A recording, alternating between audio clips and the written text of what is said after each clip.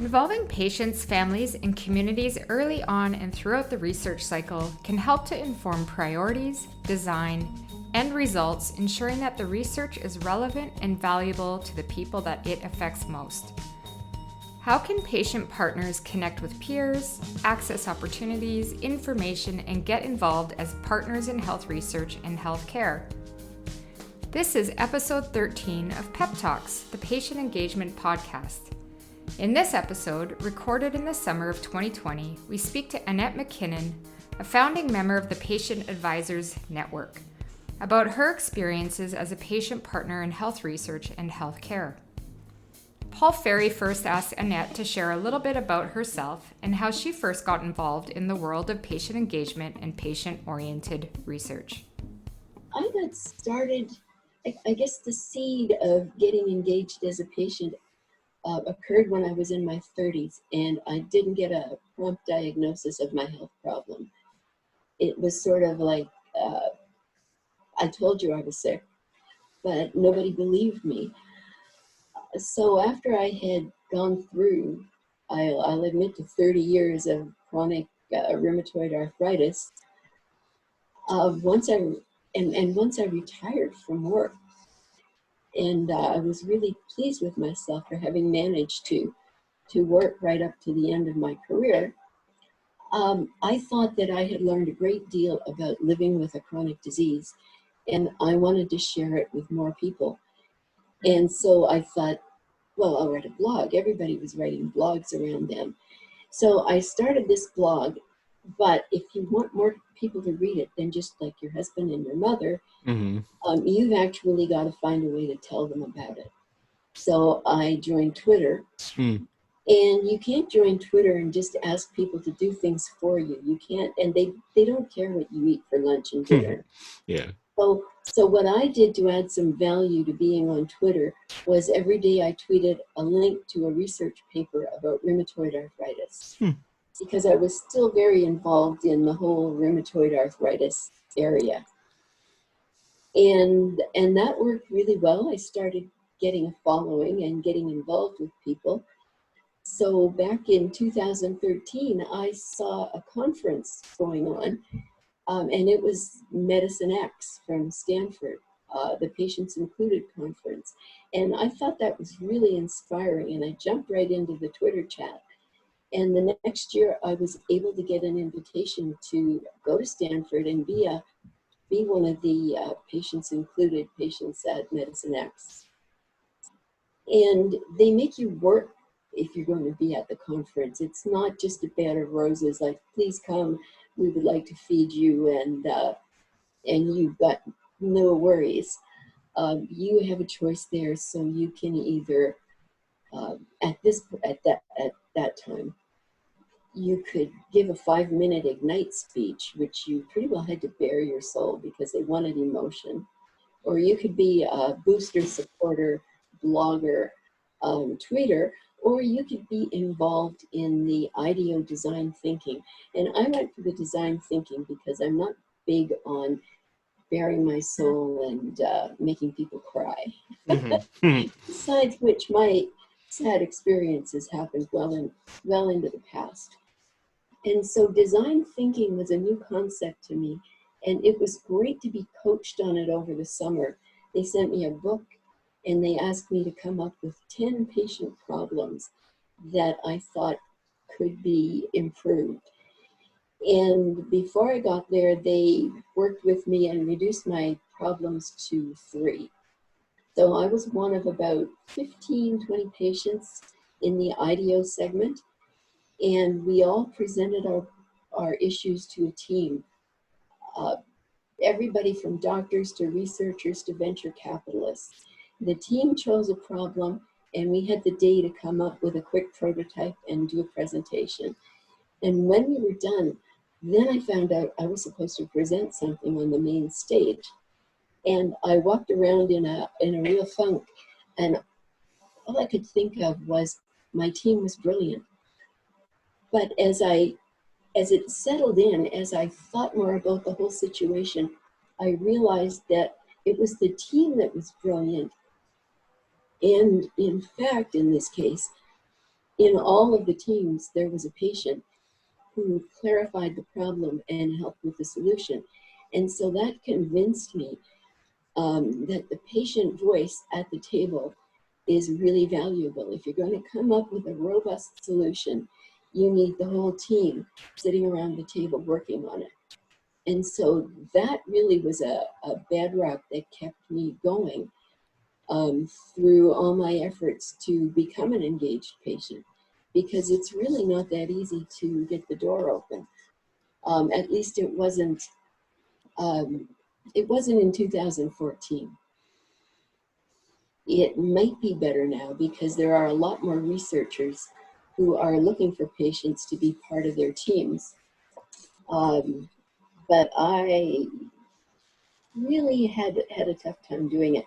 So I came back to Toronto and went to a conference, and lo and behold, Nancy Marlett was at the conference, and I'd never met her before or heard of PACER.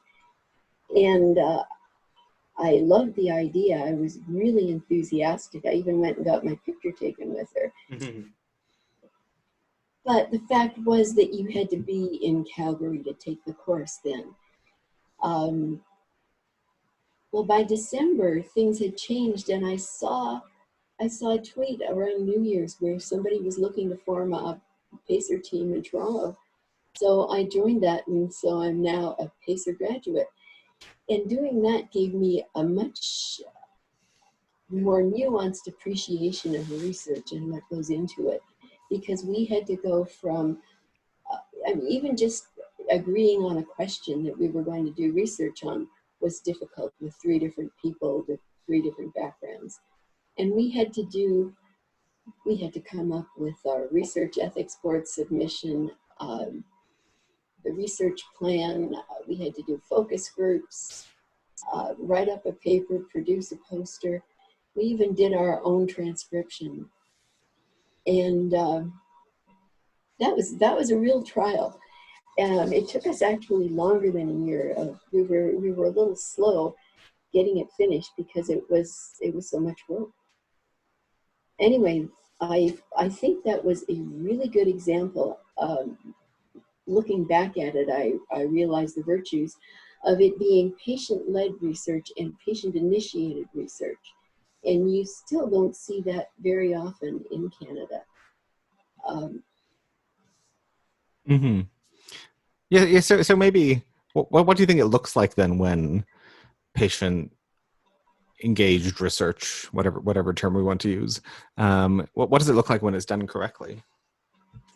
Well, the first research project I was part of just shows you what a huge gap there is in the language, because somebody approached me on Twitter because I was in a lot of tweet chats. Mm-hmm. And she said, "You really have a good following in the arthritis area.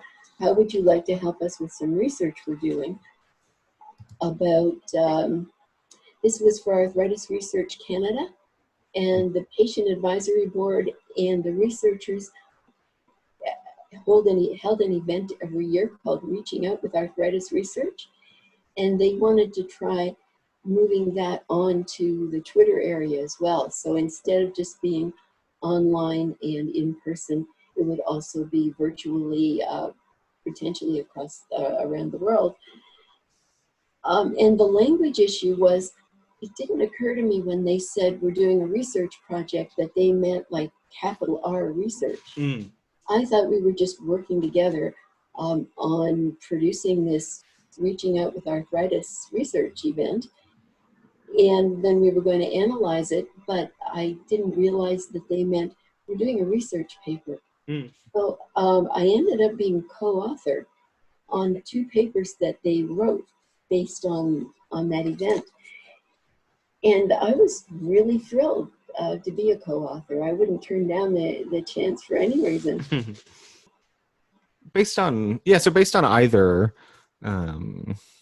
things that you've experienced or just things that you've noticed more broadly, what do you think can be improved about the world then of patient engagement in health research? I think more patient involvement at the very beginning of the research before it's all set already. I've had a couple of experiences that were less good. Mm-hmm. The second, once I had that experience of research under my belt, I thought, well, this is great. I could get involved in more things. And so somebody sort of brokered me a place on a team. And it was totally different because it was a very formal team and everybody there was an expert. So when I walked into the first team meeting, everybody had about 6 inches of paper sitting in front of them.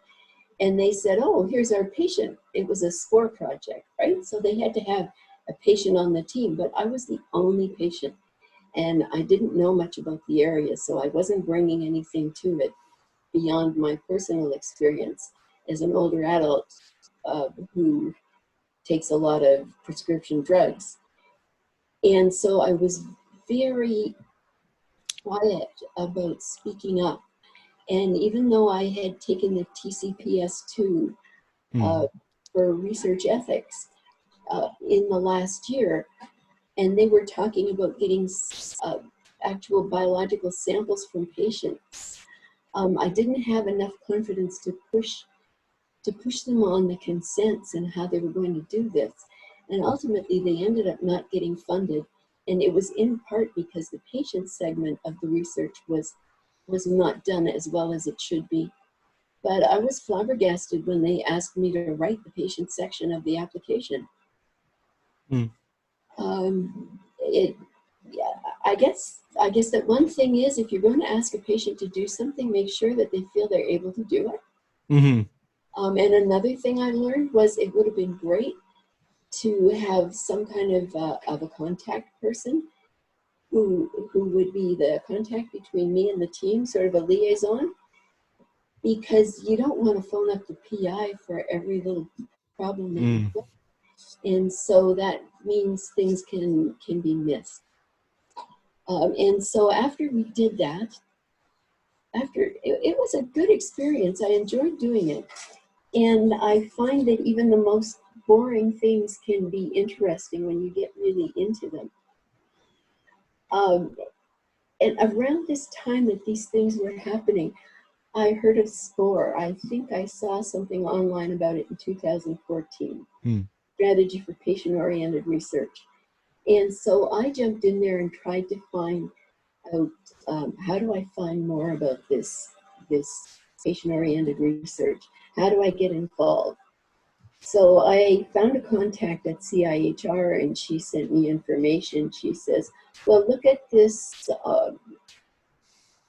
She sent me a link to a set of modules about making difficult decisions about funding for drugs in Canada. You know, when there's so many competing issues. And she sent me the workshop report from the workshop they had when they were initiating SCORE. But she couldn't give me a connection or a contact or a way to get involved with the project. She suggested the Pan-Canadian Health Association that was fielding most of their projects. But when I looked them over, there was nothing near me that was interesting. And they basically said if I wanted to get involved, I would have to wait for one of those groups to contact me, which was impossible. Like, out of 34 million people, how would they find me and know I had an interest?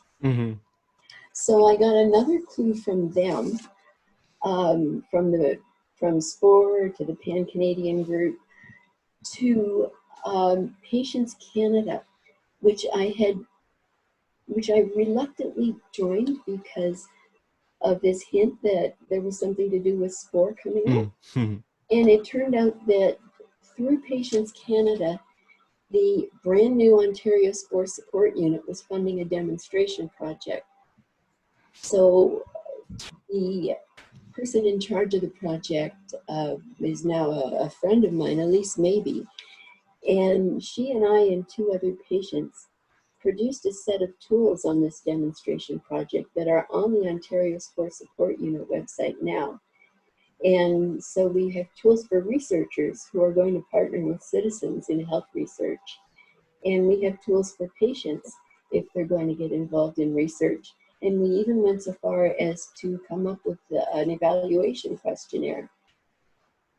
It's still on the site.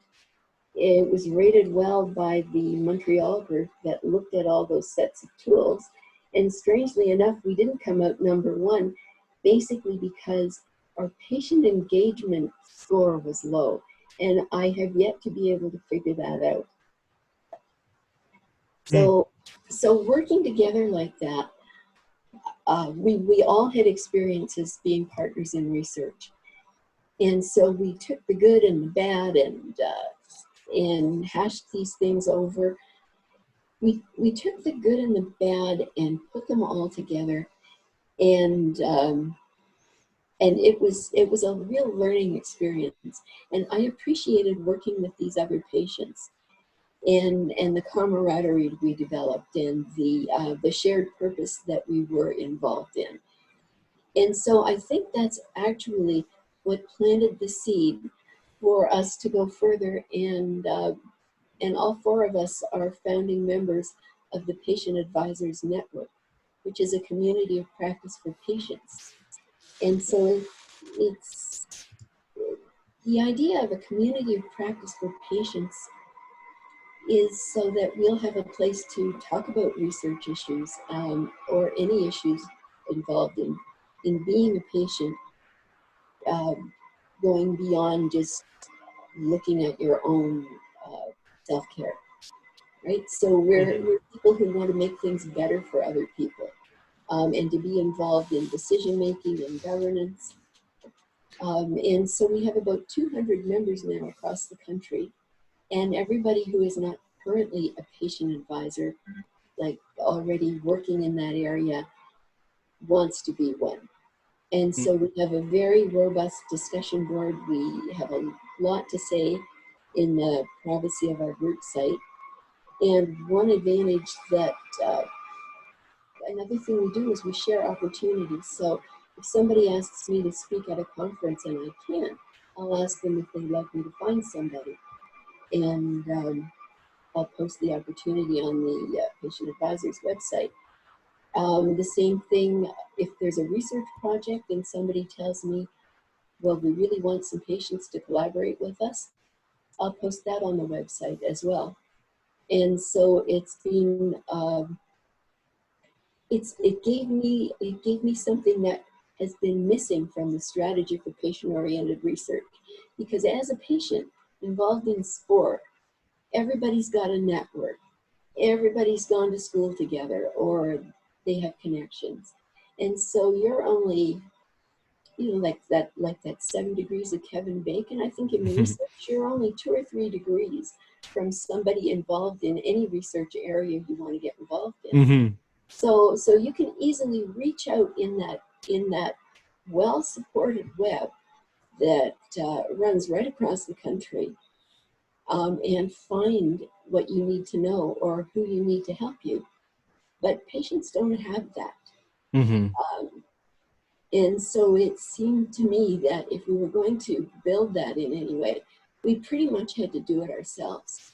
Because in the strategy for patient-oriented research, even with a spore support unit in every province and in the territories, there is no link between the patients there. Researchers, they can easily find one another, but patients, they might feel they're the only person involved. And they could definitely have a feeling that nobody shares their concerns, or that the questions they have are really stupid. So it can make you feel very much more comfortable if you can ask your stupid questions in a group of your peers. Because researchers don't always go rushing to the funder saying, oh, how do I do this? They figure it out for themselves. And so that's what I would say that Patient Advisors Network gives to me, and mentorship as well. I accepted an opportunity to talk about value-based healthcare once, and I really didn't, I had some ideas, but I didn't have a deep grounding in value-based healthcare. So one of the other people in the group said, oh, I've spoken about that. Here are my slides, and here are the seminal papers that you need, so that you'll have a better understanding. which brings me to another issue, which is access to information. Like, I don't have access to these papers. I don't have a way to get access to research papers. And people say, oh, well, there are a few methods that you can use to get access to some. And now we're moving more towards open access, especially through CIHR. Mm-hmm. But yet there are a lot of papers I would like to read that have to do with patient engagement, with me being a patient myself, and I can't get them. In fact, today I looked back at the person at CIHR who sent me those links in the past, and she wrote a paper called "Involving Citizens and Patients in Health Research" in 2010. So here we are 10 years later, and I still would have to pay if I wanted to read the whole article and go beyond the abstract. So that's one of the issues I have. That's why I would like to see patients more recognized as part of the research community, Mm-hmm. and some way for them to get access to what they need to be able to do it really well. No, for sure, yeah. As it is, we're all pretty well self-taught. Nobody is teaching us how to do research in school, and if it hadn't been for PACER, I would still have a pretty good understanding, but it wouldn't be at all as deep as it is now. Mm-hmm. And I know that the strategy for patient-oriented research has in itself, by being there and by urging researchers to work with patients and to have patients on their team, they have created some of these patient advisors who are members of PAN now. Mm-hmm. And so if it weren't for this for SPORE, I don't think there would be so many of us. And in fact, they have supported a variety of different courses to convey that kind of basic knowledge to patients that they need to be able to join teams. They ran the core curriculum. They, in Ontario, well, no, this was province-wide, countrywide too. There was the Partners in Research course that they ran through the Li Ka-shing Institute. In Ontario, we've got the master class. But one of the issues that one of the researchers on the Partners in Research shared with me was that after the patients and researchers got through this course together, that the patients were saying, okay, now where do we go? How do we get involved in a research project? And so that's a missing link that's lacking in SPORE. And also what they lack, not only the missing link to help patients get involved in research, but there's no connection. There's no national connection for patients.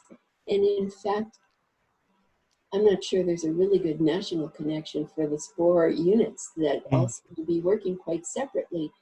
Because I noticed that something that I'm working on in a SPORE unit in another province than mine, we've got a lead for that here in Ontario. And so if two different provinces are working on something with the same topic title, shouldn't they be working together, you know? Yeah. And shouldn't the patients be able to contribute to both of them? Anyway, another thing is the patients involved in governance on a federal level in the strategy for patient-oriented research. I've always been interested in how that works and who's involved. And I know there are patients on some of the institutes. So one of the things then that we get asked as the Alberta SPORE patient engagement platform is for advice. So I'm going to ask you for advice. So if a researcher was thinking of diving into the world of patient engagement for a research project of their own for the first time, is there any advice that you would give to them? Well, in fact, I've actually been involved in doing that. Mm-hmm. A number of us, there is a researcher doing a lot of patient engagement research And this was before he had actually jumped in and while he was still a trainee. And so his plan was to talk to engaged patients across the country and use that as his groundwork, as giving him a better understanding before he started to do it. And that's been quite successful. His citations are mounting up, his papers are mounting up, and he seems to be quite successful. What about for anyone in the community who's thinking of getting involved in a research project for the first time? Is there any advice that you would give them starting out? Well, I definitely say that you have to learn the language, you know? The language used in I call it medical, but the language used in research in healthcare has a lot of the same words in it that I normally use, but they don't mean the same things. And so I actually thought about this when I retired, and I thought, what's the point of learning Spanish, of learning French, when it costs you so much money to actually use your language? I'll learn medical, and that'll do me the rest of my life. Mm-hmm. So that has worked out really well. And it's a lot of patients and caregivers and citizens who get involved in research are doing it out of altruism. So they want to make sure that whatever happened to them, good or bad, but it's often bad, doesn't happen to somebody else. And so they feel that by sharing their experiences and working towards improvement, that things will be better in the future. So I'd say it's done me a lot of good. Mm-hmm. I've been to various conferences. It's very stimulating for the brain. You make all kinds of connections with people from all over the world, and I've enjoyed it immensely. I'm worried about COVID making a huge difference. I can't imagine going to conferences as and being as carefree as I used to be. Mm-hmm. And saying this is going to add 2 hours to a plane experience, which is what it's going to be. It's going to take you all day to get somewhere different. Yeah. So I would imagine that we're going to see a lot of virtual conferences. For a while. Yeah, for a while, but you know, I'm older, as you might have guessed. Having rheumatoid arthritis, the medication I take to stay in good condition is an immune suppressant. So one of the last people who's going to be welcome, who's going to feel comfortable going out and mingling with all kinds of other people. And I have been in a lot of Zoom meetings, and Zoom has been very interesting. In one sense, it puts everybody on the same level because we've all got that same little box. We're all that little piece of real estate that we've got on Zoom. And if you aren't comfortable about speaking up, you can always say what you want to say and put it in the chat box. Mm-hmm. And the chat box, people save it and look at it. So, you know, maybe you're more memorable in the chat box.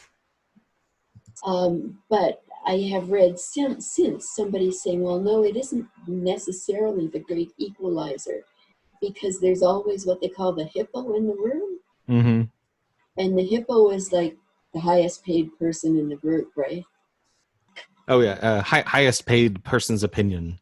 Yeah. Okay. Yes, exactly.